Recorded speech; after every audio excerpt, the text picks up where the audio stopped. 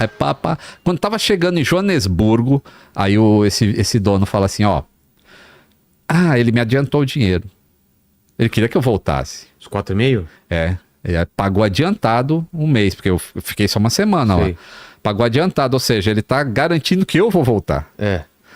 E aí, porra, eu tinha uma pochete cheia de dólar lá dentro, né? Aí ele falou, ó, Joanesburgo é perigoso, deixa o dinheiro no cofre do hotel, não fica andando com dinheiro por aí. E eu, pô, era novinho, né? Eu falei, beleza. Aí pousou Joanesburgo, puta cidade linda, né? Mas tinha um apartheid nessa época ainda lá. E aí ele ia ficar 2 dias lá fazendo não sei o quê. Não perguntava também, não vou perguntar pro cara o que ele tá fazendo lá. Mas eu fiquei num hotel, puto hotel, 2 dias. E aí no último dia eu falei, pô, vou comprar alguma coisinha pra levar pro Brasil, né? Pô, primeira vez que tô viajando fora, não vou levar nada. E aí fui andar na cidade, o trouxa. Todo o dinheiro? Não, o dinheiro ficou no hotel. Ah, tá. Mas eu tava com a pochete, com o passaporte. Ele tinha devolvido o passaporte. E tô andando lá e por uma parte da cidade foi tranquilo. Mas eu cruzei uma linha imaginária que eles lá sabiam que era a parte do branco e a parte do preto, eu não sabia. E eu cruzei ali, mas não deu 1 minuto, cara. Aí 2 caras me botaram na parede com a faca no estômago, assim. E eu só falava assim, take it easy, brother. Take it easy, brother. Só falava isso. Aí os caras cortaram a pochete e levaram. Passaporte, passagem, os rolinhos de filme que eu tinha tirado foto lá na Ilha do Sal. Aí isso foi foda, isso me deu puta, perdi minhas fotos. E passaporte. Aí eu voltei pro hotel e pedi pra chamar, esqueci de falar, que tinha um piloto vindo. Tinha um cara, um africano de lá, que tava vindo com a gente, ele ia ser treinado no Brasil pelos pilotos da Varig pra voltar já voando. Em 1 semana o cara ia aprender a voar Electra. Aí pedi pra chamar esse cara no quarto e eu explicando pra ele. Ele falava inglês muito bem, né? Eu falei, fui assaltado e o que eu faço? Ele falou, vamos ter que ir na polícia pra fazer um BO, né? Uma ocorrência. Aí eu fui. E lá eles falam afrikaans, né? Não é inglês direito, é um afrikaans, é uma mistura esquisita. Sorte que o cara entendia. E aí que o policial falava comigo, eu olhava pra ele, ele falava o que era, e eu redigi lá, que eu tava andando, e aí eu, trouxa, perdi lá o passaporte, tudo. E eu lembrava o número do passaporte, porque antes de sair, por acaso eu peguei o meu passaporte e tinha 2 números 24. É bullying, né? Aí eu... aquilo eu guardei, por acaso. Aí eu lembrava o número do passaporte, preenchi o documento, aí eles carimbaram, aí na hora de sair a Polícia Federal aceitou aquilo, que eu tinha sido assaltado.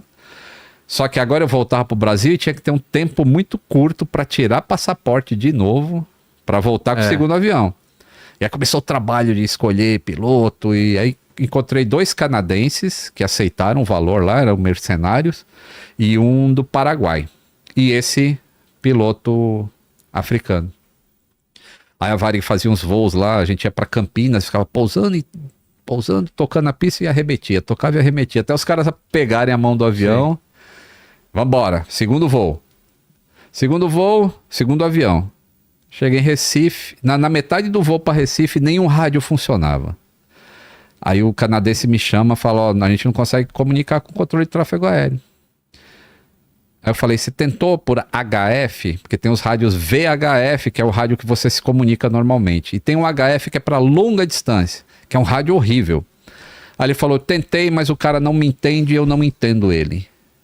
Aí eu falei em português, com esse rádio de Recife, falando que a gente estava sem rádio e estava aproximando. Aí o cara ia me falando o que eu tinha que falar, eu ia falando. E aí pousamos lá sem rádio. E o pouso em Recife era pousar, abastecer e ir para Ilha do Sal de novo. Aí não deu porque os rádios não funcionavam. Aí paramos lá em Recife, aí peço pra Varig o material, pra Varig mandar pra Recife o material, torcendo. Aí o cara achou uma pane lá, ele falou, isso eu tenho a folha do livro de bordo, cara, eu guardei isso. Tá no meu livro essa folha. Uma parte da pressurização do avião não tava funcionando. E aí ele falou, este avião não tem condições de cruzar o Atlântico com esse problema. E aí eu falei, tem sim. Mais ou menos isso, né? Falei, não, de acordo com o manual, esta válvula pode estar na posição XYZ e ele tem condições de atravessar assim, e assinei. Dizendo que tinha condições de fazer o voo. Cara, Tem que ter culhão, tem que ter culhão. E aí consertou, fomos para Ilha do Sal, bateu, Abidjan bateu, chegamos em Kinshasa de novo. Aí já estava tudo acertado, não tinha muita muamba dentro desse. tranquilo. E acertaram antes, aí a gente Foi entregou os passaportes e fomos trabalhar. E aí começou a me preocupar esse negócio do passaporte, porque passaporte é um negócio que é seu, não é para ficar na mão de outra pessoa, né? Mas eles ficavam. E aí esse negócio de eu ensinar os mecânicos não era bem assim agora. O segundo e o terceiro, o segundo avião eu levei. O terceiro e o quarto não ia ser eu, ia ser um outro mecânico que ia trazer. Aí eu fiquei lá. Aí não era só ensinar, era para onde o avião fosse, eu ia junto. Primeiro voo, os canadenses estão preenchendo lá, a gente instalou um GPS dos primórdios, que é um dos primeiros que saíram, a gente instalou no Electra, que ele não tinha esse tipo de navegação, né? Nossa. Aí o cara colocava as latitude e longitude. E aí foi um piloto africano, que era o chefe de operações, piloto canadense do lado direito, e o mecânico aposentado no assento do engenheiro, que ele não lembrava mais de nada. E aí eu ia atrás dele falando o que ele tinha que fazer durante o voo para manter o avião voando. Sei. No primeiro voo ia o dono, o Dr. Maiani, com uma valise também, ia pousar em Ticapa. Só que antes fazia uma escala, acho que era Lodja, o nome da outra cidade. Aí decolou, tudo bem, pousou em Lodja e ficava o motor virando sempre, porque não podia desligar. Se desligasse, o avião não saía mais de lá. Porra. Porque não tinha como dar partida no motor, não tinha uma fonte de ar para dar partida no motor. Então ele tinha que ir com combustível para chegar no local e voltar. Olha o peso que você tem que levar. Decolou lá, tudo bem, aí foi de lá para Ticapa. No caminho para Ticapa, aí começou, o GPS indicava a hora que tinha que começar a descer. Aí começou a descer. Aí o comandante africano fala assim, tem alguma coisa errada. Aí o cara, não, o GPS tá pedindo para descer aqui, ele, mas tem alguma coisa errada. E aí desceu, onde era para o aeroporto, não tava. Eita. E eu tô ali atrás, eu tô na cabine do avião, né? Ai, meu Deus, o que tá acontecendo, né? E aí o africano fala, viu? Não falei que tinha coisa errada? Eu tava vendo o rio do nosso lado esquerdo, era pra estar do nosso lado direito. E aí o cara falou, mas o GPS... Aí o cara falou, mas você botou alguma coisa errada no GPS. E aí a sorte é que o cara conhecia a área. Aí começou a ficar procurando o aeroporto e achou. E aí eu pensando, esse avião só tem combustível para ir até aqui e voltar. Não pode nem desligar o motor. E esse tempo que a gente está aqui procurando o aeroporto, né? E pensando também Calculando que... não tinha nem como avisar a minha família que eu ia morrer ali. Pensa só, cara. Aí pousou, pista de cascalho. Então Foi chegou. tranquilo? Foi, assim, na hora de dar reverso, você vê aquele monte de pedrinha sendo jogado pra frente, o motor comendo tudo. Aí pousou, parou num lugar lá, eles iam começar a descarregar. O que o avião levava? Tonéis de gasolina dentro do avião. Gasolina. Cara. Pensa que você tá voando uma bomba que vai explodir a qualquer momento.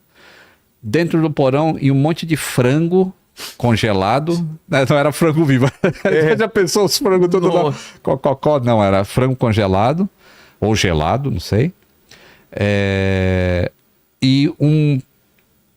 Deixa eu ver que tamanho. Acho que é mais ou menos o tamanho dessa mesa. E um baú cheio de dinheiro. Cara. Dinheiro de lá. Aí, beleza.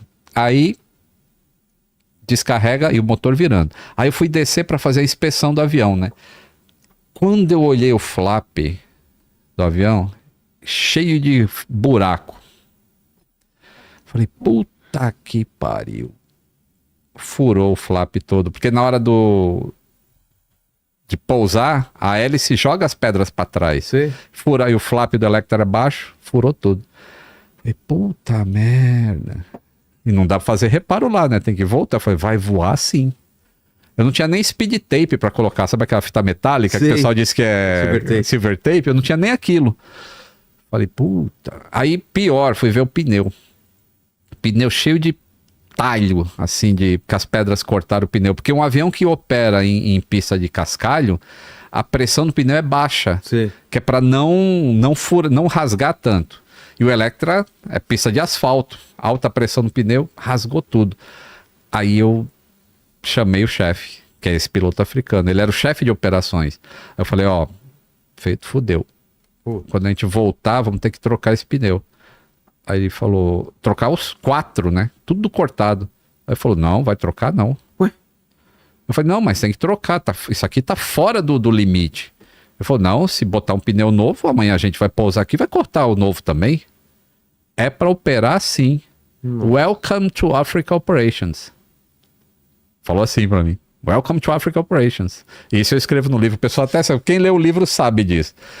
Aí eu, puta que o pariu. Porque um mecânico aqui, um mecânico que opera numa empresa comercial, a gente não sabe o limite das coisas. A gente nunca chega no limite. É. Você sempre, antes de chegar no limite, você já troca o negócio. E lá eu ia começar a ver qual que é o limite de uma máquina. Vamos aprender. Mas eu não pensava nisso, só pensava que, porra, tá fora e teria que trocar.